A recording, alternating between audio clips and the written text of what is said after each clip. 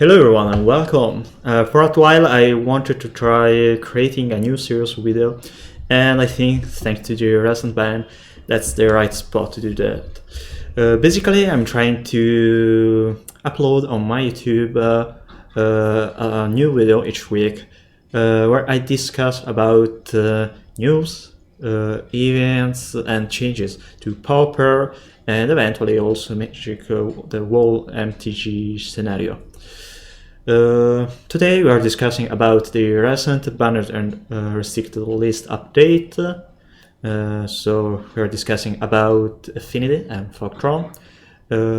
I'd like to talk about my worries about this ban, and we will also take a look at the recent Pauper challenge, and we will talk about the super qualifier of the next week. So let's start. I think we guys already know about Atog&Tron and Prophetic Prism being banned. I think that banning Atog is the right choice. Banning anything else probably is not good. Basically, Atog is just too good. I think banning Dispute or Disciple of the Vault doesn't really do anything to the deck. Atog by itself is much more powerful and difficult to interact with. Bonders Ornament and Prophetic Prism, those are really weird ban, because I don't really like banning cards around other cards. I think that would be better to ban the Urzaland instead of the Mana Rocks. Basically, we already banned Expedition Map just to prevent Tron to be too oppressive, but Tron was just too good that Tron had a better win rate compared to Affinity, at least regarding the MTGO leaks. Which is not weird, because Tron is the best control deck. It has 3 mana ramp. It had 5 colors, mana fixers thanks to Prophetic Prism and Bonders Ornament, and can play basically any cards in the format thanks to its mana base. So they banned Prophetic Prism because it's Archon Astrolabe with the Urzalands, and Bonders Ornament because it was the second best mana fixer for the deck. I'm kind of sad about the Bonders Ornament ban, because I was playing a lot of different decks with Arbor Elf and Topia Sprawl, and Bonders Ornament was really great for that kind of deck.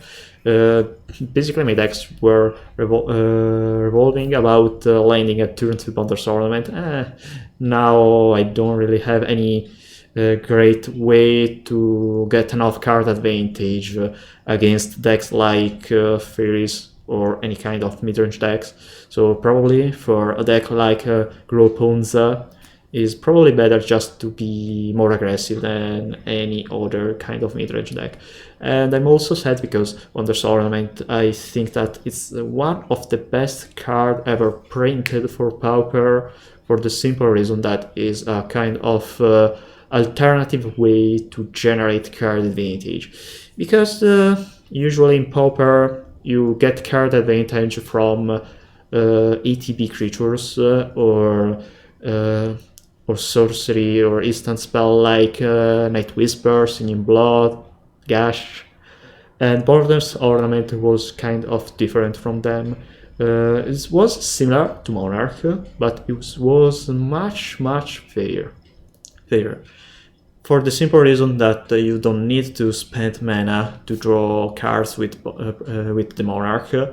Bonders Ornament required an initial cost of 3 mana, and also it required to tap it and tap 4 mana just to draw a card.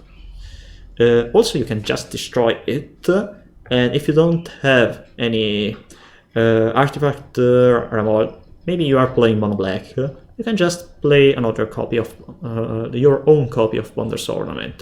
So is also great in mid-range or control mirror match, because you can counter your opponent Bonders Ornament by playing your own Bonders Ornament. Oh well, whatever. Bonders Ornament is now banned.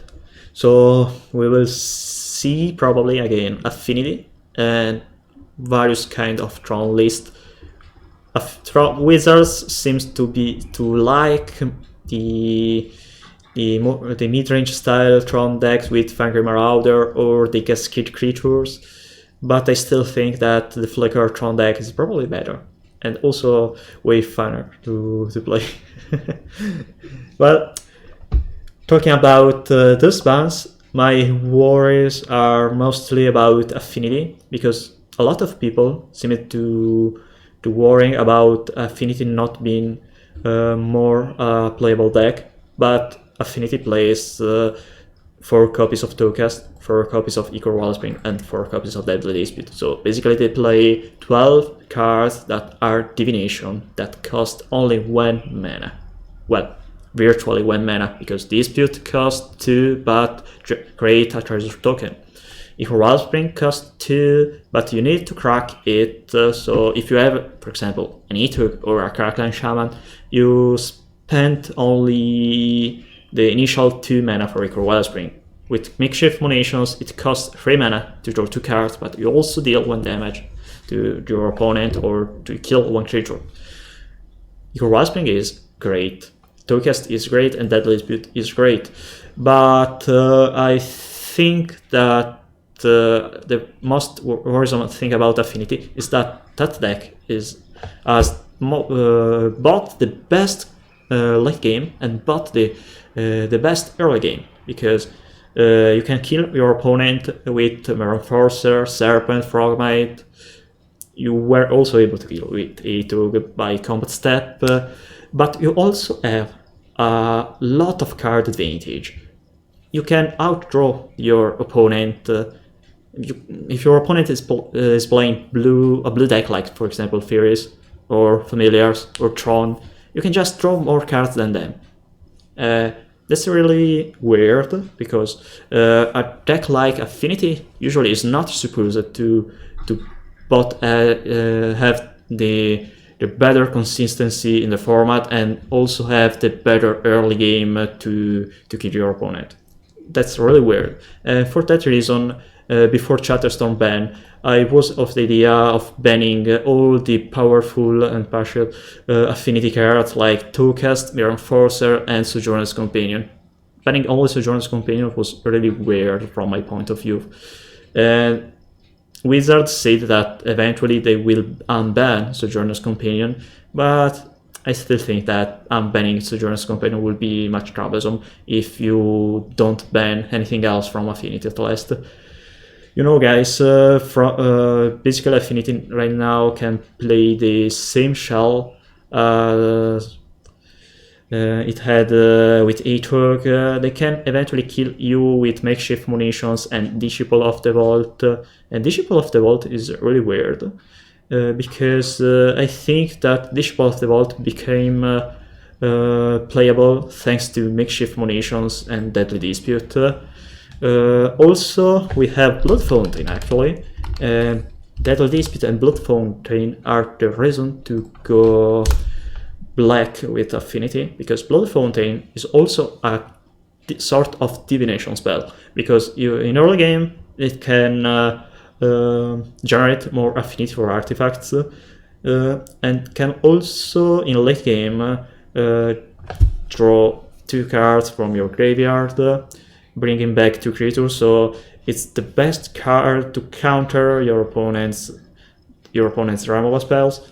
Basically, you don't really pay the Blood Fountain activate cost, for the simple reason that if you bring back 2 Mirror Forcer and you have enough mana to activate the ability of Blood Fountain, you also have enough artifacts in play to pay 0 to cast both your Mirror Forcer.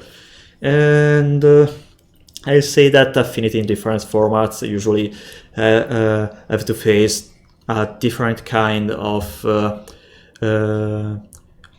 answers compared to simple removal spells, because, for example, you can play Fitting Needle or Stony Silence to prevent them for activating their powerful artifacts, for example, Cranial Plating, which is banned in Pauper, and we know that Atog was the most similar thing to Cranial Plating. So I think we should keep an eye on Affinity. Probably Affinity will still be one of the best decks on the format. Maybe that's fine, maybe not.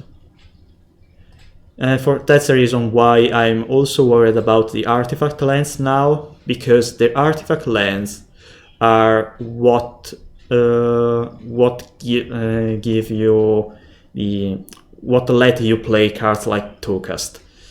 And now I'm on the opinion that probably if Affinity will keep having the best win rate in the format, that we should cut or Tokast or all the artifact lands. I mean, both the bridges and both the Mirrodin lands, because Mirrodin lands were kind of fine with Gorilla Shaman, because Affinity was much worse with its mana, because those lands give only one colored mana, so Affinity was more relying on Prophetic Prism and Springleaf Drum or Navigator's Compass. But now the bridges are indestructible, which is really bad. I mean, why you gave indestructible to an artifact land? That's no sense. Okay, that's cool with Cleansing Wildfire, but it's a terrible design. That doesn't really make sense to me. And anyway, I think we should see how the first challenge without Atog went. And the first thing I want to show you is that Affinity was still one of the best deck, because 7 players out of 64 played it and still had a 54% of win rate. Second thing, Affinity won the whole event, and there were also another Affinity in top 8. The winning Affinity list was the kind of classic Affinity, Grixis Affinity, but with only 2 pseudo Atog in form of Kraken Grant and 3 copies of Gearseeker Serpent. They replaced Prophetic Prism with Wedding Invitation, probably, but they had a really terrible mana base, because if you play Gorilla Shaman, you wreck this deck probably. With only 5 bridges and 1 island, 0 copies of Darksteel Citadel, I think probably it's just better to play more copies of bridge. Kraken Grant is a way weaker version of E2, especially because it can't pump its constitution, only grow in power. It also costs 1 extra mana, and the bonus on power is just +1 instead of +2. That's really something important, I think, and the guy that won the whole event said that the Kraken Grant is bad, so probably if you want to copy this list, it's probably better to cut Kraken Grant. They said also that he played Kraken Grant because he doesn't have 2 copies of Terrarion, and they add that card because they didn't have anything better. The other Affinity list is kind of different, because it doesn't play Disciple of the Vault. Instead it plays Glazfiend, which is a weird card I saw only a couple of times in an Affinity deck list, but with Blood Fountain and Deadly Dispute, I think it's really great. When another artifact enters the battlefield under your control, it gets +2/+2, similar of Atog. This deck doesn't play anything similar to Fling, but I tried Glazfiend in a league.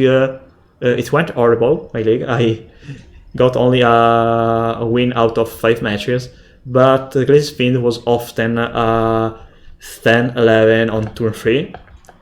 So the card seems good, but it's probably not really great compared to others. The cool thing is that you can't kill it with Snuff Out. Anyway, the other affinity deck list still plays Galvanic red spells main deck, like Galvanic Blast. I thought that those Caracal Shaman were initially played for this Disciple of the Vault, but this list is not playing Disciple of the Vault. Main deck Caracal Shamans is weird in a normal metagame, because you mostly play it to kill any kind of green swarm deck like Elves, Stompy, and Wolves. So in a normal metagame, I always play Makeshift Munitions instead of Caracal Shaman at the last main deck. Makeshift Munition is much better against Fairies. Usually you win against Fairies by Makeshift Munitions. I mean, with 12 divination spells, Makeshift Munitions basically become your main win condition. If your opponent kills your creatures, or you are not able to attack them, maybe because they have a fog lock, or maybe because they have bigger creatures compared to you, or you are not able to resolve your Blood Fountain. So keep an eye on Affinity. Affinity is still alive. It's obviously worst compared to the Atog Affinity, because Atog was so much powerful that let you play any kind of Affinity shell with 4 Atog. If you remember, for example, the old Disciple Affinity, which was the worst version of Affinity when Affinity was still playing Sojourner's Companion or Carapace Forcer. You can also remember Jeskai Affinity with Korskai Fisher or Of One Mind and Traveling Spectre, basically a sort of White Winnie deck with Atog and Mirror Forcer.